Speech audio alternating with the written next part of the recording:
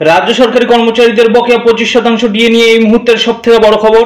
রাজ্য সরকারি কর্মচারীদের 25% ডিএ দেওয়া নিয়ে বড় সিদ্ধান্ত নিল নবান্ন।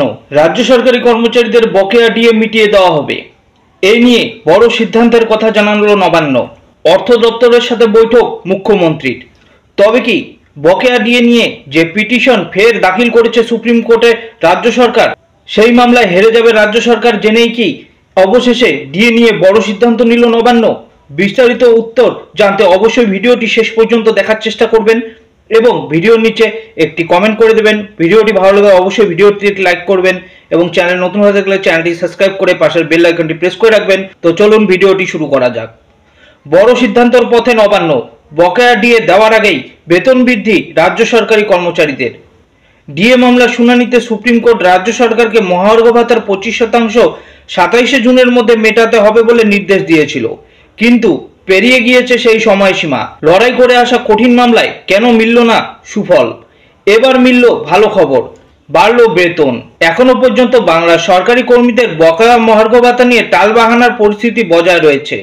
এদিকে একদিকে যখন কর্মীরা তাকিয়ে আছেন বকেয়া প্রাপ্তির দিকে, ঠিক তখনই রাজ্য সরকার কয়েক হাজার সরকারি কর্মীর বেতন বাড়ানোর সিদ্ধান্ত নিল। কারা পাবেন বেতন বৃদ্ধির সুখবর? জেনে নিন বিস্তারিত। দীর্ঘদিন ধরেই রাজ্যের এই সরকারি কর্মীদের মধ্যে থেকে উঠে আসছে একাধিক অভিযোগ। একাধিক কাজ করলেও বেতনে রয়েছে আকাশ পাতাল পার্থক্য। শুধু বেতন নয়, বঞ্চিত হন অন্যান্য সুযোগ সুবিধা থেকেও। অবশেষে তাদের জন্য সুখবর নিয়ে আসতে চলেছে রাজ্য সরকার। জানা গিয়েছে শীঘ্রই একগুচ্ছ নতুন সুযোগ সুবিধা ঘোষণা করতে চলেছে প্রশাসন। এর মধ্যে সবচেয়ে উল্লেখযোগ্য হলো বেতন কাঠামোয় বড়সড় পরিবর্তন এবং পদের নতুন নামকরণ। আসলে বেশ কয়েকদিন ধরেই এদের দাবি দাওয়া নিয়ে চিন্তা ভাবনা শুরু করেছিল রাজ্য সরকার। প্যারা টিচারদের পদোন্নতি নিয়েও হয়েছিল একাধিক বৈঠক।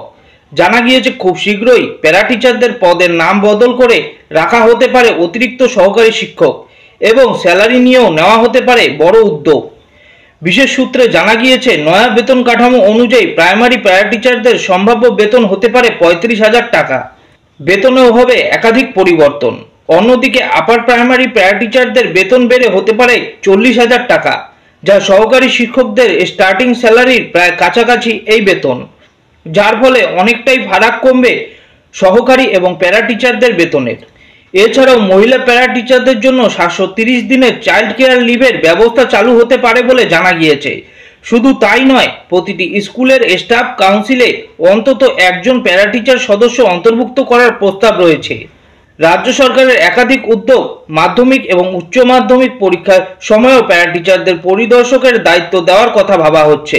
পাশাপাশি তাদের কর্মজীবন নিরাপদ এবং স্থায়িত্ব রাখতে পৃথক সার্ভিস রুল এবং সার্ভিস বুক তৈরির সম্ভাবনা রয়েছে। সেক্ষেত্রে যদিও রাজ্য সরকার কোনো চূড়ান্ত সিদ্ধান্ত ঘোষণা করেনি, এমনকি শিক্ষা দপ্তরের কোনো আধিকারিককে এই প্রসঙ্গে কথা বলতেও শোনা যায়নি। আশা করা হচ্ছে 26,000 শিক্ষকের মামলার রায়ের ওপরেই নাকি নির্ভর করবে প্যারা টিচারদের ভবিষ্যৎ। পরবর্তী খবর, বুধবারের ধর্মঘটের বিরোধিতায় বিজ্ঞপ্তি জারি নবান্নের। সরকারি দপ্তরে অনুপস্থিত থাকলে শোকজ, কাটা যাবে বেতনও। বুধবার 9 তারিখ ধর্মঘটের বিরোধিতা করে বিজ্ঞপ্তি জারি করল রাজ্য সরকার।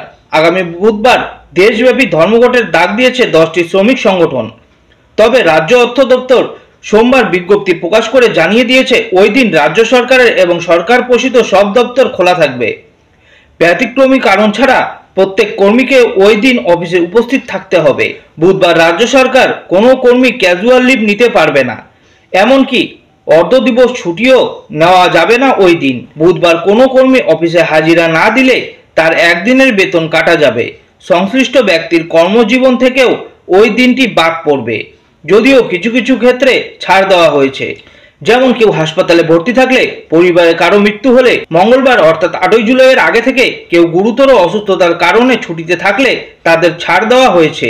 এছাড়া মঙ্গলবারের আগে থেকে যাদের মাতৃত্বকালীন ছুটি, চিকিৎসা সংক্রান্ত ছুটি, চাইল্ড কেয়ার লিভ এবং আর্নড লিভ নেওয়া রয়েছে, তাদের ক্ষেত্রেও এই কড়াকড়ি থাকছে না।